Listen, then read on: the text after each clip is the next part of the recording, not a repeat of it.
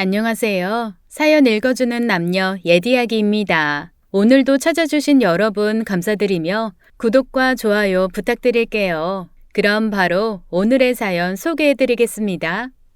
안녕하세요. 딸아이를 하나 키우고 있는 30대 직장인입니다. 저는 딸아이를 키우며 소소한 행복을 누리면서 살고 있었는데요. 작년에 한 통의 충격적인 전화를 받아 이런저런 감정에 눈물을 쏟아낸 일이 있었어요. 기구한 제 이야기를 이곳에 풀고 모든 감정 털어버리고 싶어 이렇게 사연을 보내게 되었습니다. 제가 20대 꽃다운 나이에 제가 만난 남편은 정말 착하고 좋은 사람이었어요. 자상하고 마음이 따뜻한 사람이었죠. 벌레 한 마리의 생명조차 귀하게 여기는 착한 사람이었습니다. 남편과는 1년간의 연애 끝에 결혼을 결심하게 됐어요. 이 사람이 내 인생의 동반자라는 확신이 들었고 결혼 진행도 무르르듯 진행되었어요. 남자친구의 선한 인상 그대로 부모님 얼굴도 선한 모습이었어요. 이마에 인상 쓰면 나오는 미간 주름 한 점 없는 분들이셨고 언제나 미소가 얼굴에 머무는 분들이셨습니다. 특히 남편이 시어머니를 많이 닮았었는데 시어머니 성격이 너무 좋으셨어요. 배려심은 물론이고 말 한마디를 하실 때도 상대방의 기분을 상하게 하는 법이 없으셨죠. 저는 그런 시어머니를 보면 꽃보다 아름다운 사람이라는 말이 절로 떠올랐어요. 결혼 후 제가 마주한 시어머니는 결혼 전과 다름없이 무척 잘해주셨고 저는 좋은 시어머니를 만나 진정한 가족을 이룬 복받은 사람이라 생각했습니다.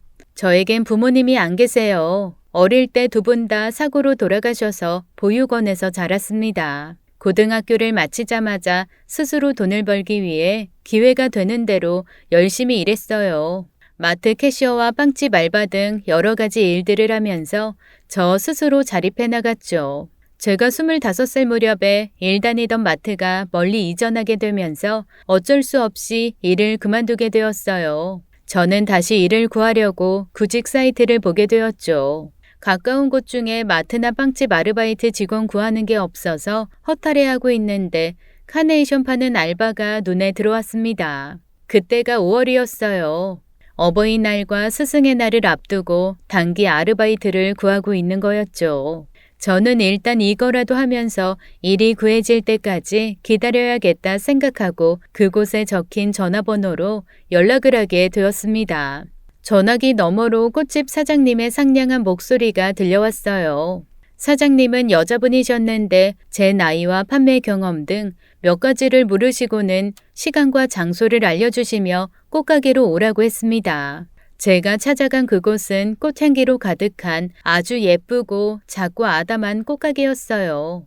꽃들 사이에서 꽃가게 사장님이 나타나셨는데 미소가 참 예쁜 분이셨죠. 사장님은 제게 할 일에 대해 설명해 주셨어요. 사장님과 가게 한켠에 앉아 카네이션 꽃꽂이를 하는데 사장님과 이런저런 대화를 하게 되었습니다. 나이, 사는 곳 등 이것저것을 물으시다 부모님이랑 같이 사는지도 물으셔서 제 이야기를 들려드리게 되었습니다.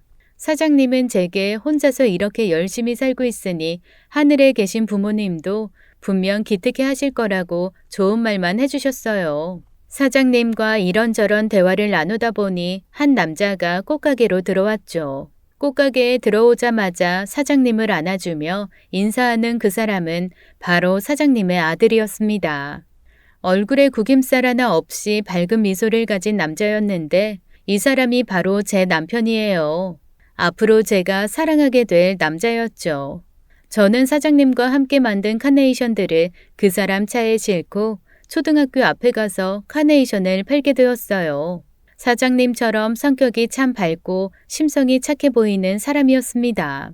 저보다 3살 많은 사람이었는데 자기를 편하게 오빠라고 부르라면서 저에게는 존댓말을 쓰는 예의 바른 사람이었어요. 꽃을 파는데도 얼마나 싹싹하게 잘 파는지 참 성실하게 일한다라는 생각이 들었습니다. 조금 추웠던 봄 날씨에 떨고 있던 제게 가디건을 벗어주며 입고 일하라던 그 사람에게 자꾸만 눈길이 갔어요. 처음 만난 사람이었는데 이렇게 쉽게 친해진 사람은 처음이었습니다. 사람을 평소 경계하던 제 성격이 무색할 정도로 그 사람 앞에서는 경계심은 잊은 지 오래였죠. 지금도 생각해보면 사람 사이의 인연이라는 게 정말 있나 보다 하는 생각이 들어요. 아무튼 그날 팔던 꽃바구니가 2개 남았었는데 어린 학생이 와서는 꽃바구니를 하나 사가지고 갔습니다. 이제 하나만 더 팔면 퇴근할 수 있었어요. 그런데 그때 사장님 아들이 말했습니다. 드디어 다 팔렸네요. 네? 아직 하나 더 남았는데요? 이건 제가 아까 미리 찜해둔 거예요. 이미 꽃값도 다 지불했어요. 아, 그러셨구나. 부모님께 챙기시나 봐요. 그런 건 아니고, 아, 이거 받으세요. 지연 씨, 부모님 갖다 드리세요. 제가 말씀드렸다시피 제 부모님은 이미 오래전에 돌아가셨다는 말을 하려고 할 때 그 사람은 제 말이 끝나기도 전에 제게 말했습니다. 지연 씨 부모님 돌아가신 건 저도 알아요. 그래도 지연 씨 낳아주신 분들이니까 지연 씨가 집에 가져가서 마음으로 부모님께 드리면 어떨까 싶어서요. 제가 감히 어버이날 지연 씨 마음을 가늠하진 못하겠지만 만약 저라면 조금 속상한 마음이 들 것 같아서요. 멋쩍게 그 말을 건네는 그 남자의 따뜻한 마음이 그대로 전해졌습니다. 그날 집으로 가 많은 생각들이 들었어요. 그동안 사는 것에만 바빠서였을까요? 왜 난 한 번도 우리 부모님 어버이날 챙길 생각을 못했을까? 그저 부모님이 돌아가시고 안 계시니까 나는 카네이션 살 일이 없다고만 생각했는데 그게 아니었어요. 제가 너무 무심하게 살기에만 급급해 뒤를 돌아보지 않고 살았었습니다. 그날 제 손에 들린 꽃바구니를 집으로 가져와 오래 묵혀두었던 부모님 사진을 꺼내어 그 앞에 놓아드렸어요. 그리고 오랫동안 잊어왔던 그리움의 감정이 떠올라 눈물이 조금 흘렀던 것 같아요. 그 후로도 며칠 더 그 사람과 함께 학교 앞이나 아파트 앞에 자판을 놓고 꽃을 팔았어요. 일하는 시간이 즐거운 건 처음이었습니다. 그저 돈을 벌기 위해 일하러 나가는 게 아니라 그 사람을 만나기 위해 설레어하며 일을 하러 갔던 기억이 나네요. 그리고 스승의 날을 마지막으로 그 사람과는 헤어져서 이제 다시는 보지 못하겠구나 하는 마음 때문에 속으로 몰래 속상해하고 있었어요. 꽃이 빠르게 팔려나가는 게 싫을 정도였죠. 이 꽃이 다 팔리면 더 이상 이 남자를 만날 수가 없겠지 하는 아쉬운 마음이 들었습니다. 하지만 제 마음도 모르고 손님들은 저와 사장님이 만든 꽃들을 예쁘다며 하나둘 사갔고 결국엔 모두 팔려버렸어요. 사장님 아들은 그런 제 마음도 모르고 지연 씨, 그동안 수고 많았어요. 지연 씨랑 일하는 동안 덕분에 하나도 안 심심하고 즐거웠네요. 오늘로 지연 씨 알바도 끝이네요. 라며 마지막 인사말 같은 인사를 건넸습니다. 저는 억지로 웃어 보이며 저도 그동안 감사했어요. 라고 했죠. 잠깐의 어색한 정적이 흐르고 사장님 아들이 제게 말했어요. 지연 씨, 꽃 좋아해요? 그럼요. 꽃 안 좋아하는 여자도 있나요? 그럼 저희 가게에서 일해보는 거 어떠세요? 알바가 아니라 직원으로요. 알고 보니 사장님이 분점을 낼 계획 중이었는데 그곳에서 일할 사람이 필요한 거였어요. 저는 분점이 자리 잡는 대로 그곳에서 사장님 아들과 함께 일하게 되었습니다. 그곳에서 저희 둘의 사랑은 싹이 텄고 1년간의 연애 끝에 결혼을 하게 되었어요. 그때 제 나이 26살이었어요. 돌이켜보면 제 인생에서 가장 빛나고 행복한 날들이 이때였던 것 같아요. 하루하루가 모두 새롭고 즐겁고 행복했죠. 연애에서 결혼까지 모든 게 제가 꿈에 그리던 모습이었습니다. 제가 고아 출신이라는 걸 잊게 해주실 만큼 시부모님들은 제게 말 한마디도 그냥 하지 않으셨어요.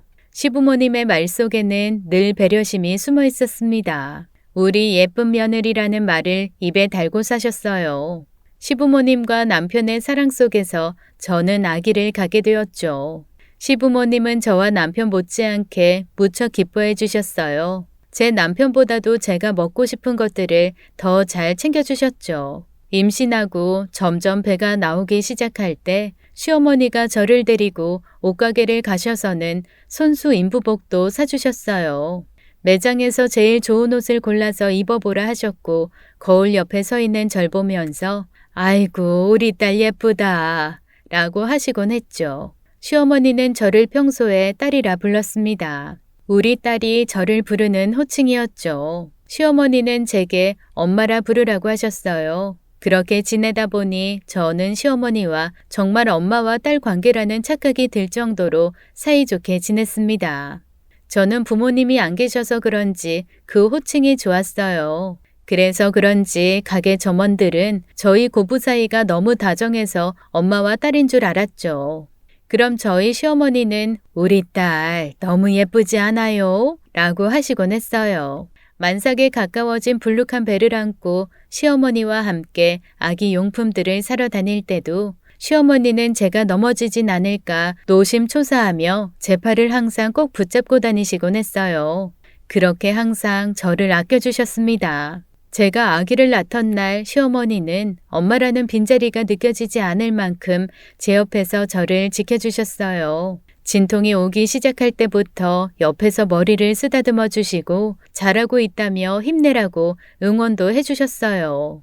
옆에서 계속 우리 딸 할 수 있다, 할 수 있다 하고 말씀해 주시는데 어느덧 제가 아기를 낳았더라고요. 아기를 안고 있는 제 머리를 쓰다듬으며 우리 딸 많이 아팠지? 고생 많았다. 네가 고생한 덕분에 이렇게 예쁜 딸을 낳았네. 예쁜 손녀딸 낳아줘서 고맙다. 라고 하셨어요. 산후조리원에 들어갔다 나온 후에는 시어머니가 계속 아기를 돌봐주셨어요. 산모가 밥을 잘 먹어야 빨리 회복된다며 매일 미역국에 고기 반찬을 올려주셨죠. 제가 쉴 수 있게 아기도 돌봐주셨고요. 한동안 시어머니가 꽃가게를 비우느라 남편과 시아버지께서 더 바쁘게 일하셨어요. 그렇게 가족들의 희생으로 저와 아기는 건강하게 지낼 수 있었습니다. 아기를 낳아 기르는 기쁨 또한 제 인생에서 가장 행복한 날들이었어요. 사람이 이렇게 행복하게 살 수도 있는 거구나 하는 나날들이었죠. 한 달간 시어머니의 산후조리를 받고 저는 몸을 잘 회복할 수 있었고 시어머니는 한 달 만에 다시 출근을 하셨어요. 저는 아기를 돌보느라 더 이상 꽃가게에 나가지 못했어요. 꽃가게 일은 남편이 혼자서 도맡아 하느라 일이 무척 바빴습니다. 두 사람이 해야 할 몫을 남편이 혼자 하고 있었지만 힘든 내색 없이 우리 가족의 미래를 위해 열심히 일해주었죠. 참 성실하고 듬직한 남편이었어요. 시어머니는 꽃가게 일을 하시다가도 바쁜 시간을 쪼개어 아이를 봐주러 오셨고 시아버지는 늘 뒤에서 많은 도움을 주시고 계셨습니다. 제가 말하지 않아도 제게 필요해 보이는 물건들이 있으면 기억해 두었다가 사다 주시곤 했죠. 아기에게 치발기가 필요하겠구나 싶은 날이면 시부모님들이 방문하시면서 사오곤 하셨어요. 제가 필요한 것들은 대부분 시부모님들이 미리미리 챙겨주셨죠. 늘 감사한 마음으로 저도 시부모님께 잘해드렸어요. 생신 때 상 차리는 건 물론이고 용돈도 넉넉히 넣어서 드렸습니다. 워낙 저에게 잘해주셨던 분들이기에 하나도 아깝단 생각이 든 적이 없었어요. 시부모님 앞에서 감사합니다, 고맙습니다, 사랑합니다 라는 말이 늘 절로 나왔습니다. 제 주변의 몇 없는 친구들은 제게 시집 참 잘 갔다며 그동안 부모님 안 계셔서 많이 외로웠을 텐데 부모님들보다 더 잘해주는 시부모님 만났다며 참 잘됐다고 말하곤 했죠. 그렇게 시간이 흘러 어느덧 아이는 돌잔치를 할 만큼 컸어요. 돌잔치를 위해 뷔페를 예약하고 남편과 행사를 준비하며 즐거운 날들을 보냈습니다. 우리 예쁜 딸을 위한 오색 색동 한복을 입히고 저희 부부도 한복으로 된 멋진 돌잔치 의상을 빌려 입고 친인척들의 축하를 받으며 돌잔치를 치렀습니다. 이날 제 딸은 실을 잡았고 가족들은 모두 건강하게 오래 사는 것보다 좋은 건 없다며 잘했다고 딸아이를 칭찬해 주었어요. 돌잔치를 마무리하고 집으로 돌아가던 날 저는 시부모님의 차를 타고 집으로 가기로 했고 남편은 꽃가게에 필요한 물건을 주문해 놓은 게 오늘 배달 오기로 했다며 꽃가게로 향했습니다. 그때까지만 해도 저희 가족에게 어떤 일이 벌어질지 정말 아무도 예상 못했어요. 시작이 있으면 끝이 있듯이 행복이 있으면 불행도 있는 걸까요? 시부모님과 집에 가서 쉬고 있는 그 시간, 돌아와야 할 남편의 귀가 시간이 점점 늦어지고 있었고 웬일인지 남편과 연락이 닿지 않아서 조금씩 걱정이 되어갈 쯤 청천벽력 같은 한 통의 전화를 받게 되었습니다. 땡땡 병원이라는 말과 함께 사고, 김정수, 사망이라는 단어밖에는 들리지 않았어요. 시부모님과 함께 달려간 그곳엔 이미 싸늘하게 식어버린 제 남편이 누워 있었습니다. 중앙로를 침범한 차량이 돌진해 남편의 차를 들이받았고 그 사고로 인해 머리에 큰 충격이 가해져 사망에 이르렀다는 이야기를 전해 들었어요. 시부모님도 저도 정신을 차릴 수가 없었습니다. 다시 살려낼 수만 있다면 내 팔다리라도 내어주고 싶었어요. 그렇게 남편을 허무하게 떠나보냈습니다. 영안실에 누워있던 모습, 장례식장에서 그를 보내주기 전 모습, 화장터에 들어가는 모습, 너무도 많은 눈물을 흘려야 했던 시간들. 그날 이후 저희 가족들은 남편의 죽음으로 인해 슬픔과 고통 속에서 살게 되었어요. 그 시간들을 보내면서 시어머니는 너무 큰 충격에 병이 들고 말았습니다. 유방암 진단을 받으신 시어머니는 가슴을 절제하는 큰 수술을 받으셔야 했고 암투병 기간 동안 제가 시어머니의 병수발을 들어야 했어요. 독한 항암제를 드셔서 늘 메스꺼운 증상에 구토하기 일쑤였고 머리도 다 빠져서 대머리가 되어버리셨어요. 미간에 주름 한 점 없던 시어머니 얼굴에는 점점 주름이 들어갔습니다. 병마와 싸우는 동안 시어머니는 급속도로 늙어버리셨고 늘 미소만 가득하던 모습은 온데간데 없었어요. 그런 와중에 시어머니는 제게 늘상 미안하다는 말을 입에 달고 사셨습니다. 너도 힘든데 나까지 아파서 미안하구나. 내가 아파서 네가 고생이 많구나. 저는 시어머니를 보면서 시어머니마저 잘못되면 어쩌나 걱정되는 마음뿐이었습니다. 그렇게 2년 정도 지나자 다행히 시어머니는 점점 몸이 회복되어 가셨고 이제는 건강관리하며 정기검진만 잘 받으면 된다는 의사의 말을 듣게 되었어요. 의사의 희망적인 말에 이제 시어머니 건강만 잘 챙겨드리면서 살면 되겠구나 생각했습니다. 그런데 어쩐 일인지 병원에 다녀온 이후로 시어머니의 태도가 점점 달라지셨어요.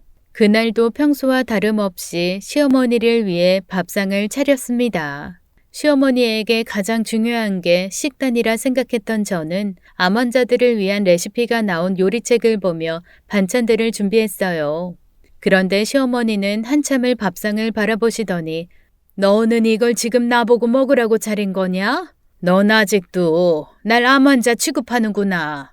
사람이 먹고 싶은 걸 먹으면서 살아야지. 일단 풀떼기만 잔뜩 차려놓고 넌 내가 맛없는 것만 먹고 살다가 죽었으면 좋겠니? 라고 하셨어요. 갑작스런 시어머니의 호통에 저는 놀란 마음으로 시어머니를 진정시키려고 말했습니다. 엄마, 갑자기 웬 반찬 타령이에요. 우리 엄마 원래 그런 분 아닌데 왜 그러시지? 오늘 컨디션 안 좋으세요? 네가 반찬을 이따위로 차려놓으니까 내가 컨디션이 좋을 리가 있겠니? 나는 이딴 거 이제 더 이상 못 먹겠으니까 너나 먹어라. 하고는 집을 나가버리셨어요. 저는 밥상 앞에 앉아 시어머니의 갑작스러운 호통에 속상해서 눈물만 흘렸습니다. 그 후로도 시어머니는 사사건건 제게 트집을 잡으며 저를 욕하셨어요. 거친 욕 한 번 한 적 없으시던 시어머니 입에서 쌍시옷 발음들이 흘러나올 때면 저는 상처를 받고 시부모님과 지내는 시간이 점점 견디기 힘들어졌습니다. 그렇게 지내기를 1년, 암울한 시간들이 지나갔어요. 하루는 시어머니가 아기를 데리고 나가서 옷을 좀 사주겠다고 하셨습니다. 남편이 그렇게 가고 시어머니가 병으로 집에서만 지내느라 옷가게에 가본 게 언제인지 까마득했어요. 아기 옷이 급히 필요할 때마다 집 앞에 있는 아동복 가게에서 간간히 사입히는 게 다였었죠. 정말 오랜만에 하는 외출이었습니다. 이날은 시어머니 기분이 좋아 보여서 저도 덩달아 기분 좋게 따라 나섰어요. 그날따라 시어머니가 아기 옷을 아주 많이 사주셨습니다. 지금 입으면 맞지도 않을 큰 치수의 옷들까지 다 합해서 12벌 정도 샀던 것 같아요. 아기 옷을 열심히 골라주시는 시어머니를 보며 옛날에 제 옷 사입혀 주시던 것도 생각이 나서 저는 애교랍시고 시어머니께 아양을 떨었습니다. 엄마, 아기 옷만 사주지 말고 저도 옷 좀 사주세요. 네? 그러자 순간 제 눈앞에 불꽃이 번쩍 튀었고 눈앞이 깜깜했습니다. 어느새 시어머니께서 손바닥으로 제 뺨을 내리치셨던 거예요. 너는 이제 네 남편 죽은 건 벌써 다 잊은 거냐? 실실거리면서 내 앞에서 그만 좀 웃어. 그리고 그 엄마 소리 좀 이제 집어치워라. 내가 왜 네 엄마야? 내 아들은 이미 죽고 없는데 고아라고 불쌍해서 며느리로 받아줬더니 내 아들 잡아먹은 년. 양심이 있으면 네가 내 앞에서 그렇게 웃을 수가 있어? 시어머니는 씩씩거리며 저를 뒤로하고 그 자리를 떠나셨고 저는 매장 직원들의 눈살을 한눈에 받으며 그 자리에 우두커니 서 있었어요. 어느새 차오른 눈물이 발 앞으로 뚝뚝 떨어져 내렸습니다. 시어머니가 그동안 왜 저에게 화를 내시나 했더니 이런 생각을 갖고 계신 줄은 꿈에도 몰랐었기에 저 또한 시어머니의 말에 엄청 충격을 받았어요. 화장실에서 한참을 아기를 안고 울다가 충혈된 눈을 한 채 버스를 타고 집으로 돌아왔습니다. 시어머니는 어느새 집 현관 비밀번호도 바꿔놓으셨어요.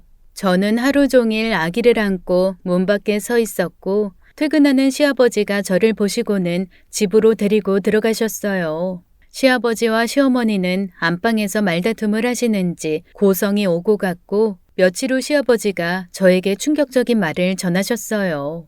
너희 시어머니가 아직 많이 힘든가 봐. 그래서 많이 생각을 해봤는데 아무래도 네가 이 집을 나가는 게 좋겠다. 정수가 운영하던 꽃가게 정리하는 대로 돈 내어줄 테니까 그걸로 터잡고 살거라. 시아버지의 말에 저는 울고불고 매달렸지만 시어머니가 나와 제 머리채까지 잡는 바람에 결국 저는 그 집에서 나올 수밖에 없었어요.